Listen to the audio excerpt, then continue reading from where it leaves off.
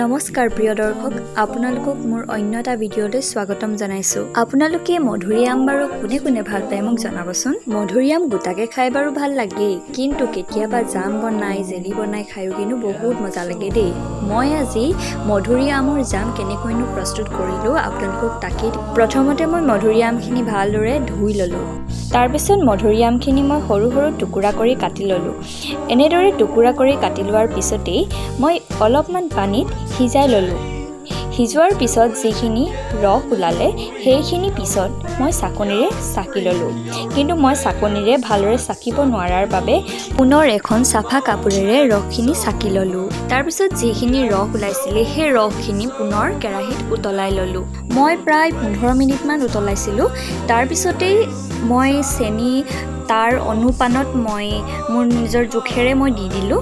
তাৰপিছত এইখিনি অকণমান পাক উঠিব লাগে, অকণমান যেতিয়ালৈকে অকণমান লেজুৱা নিচিনা নহয় তেতিয়ালৈকে ৰাখিব লাগে। আৰু পিছত এয়া দেখিছে বহুত ধুনীয়া কালাৰ আৰু টেষ্টি হৈছিলে। আৰু আপোনালোকেও এনেদৰে কেতিয়াবা জুতি লৈ চাবচোন।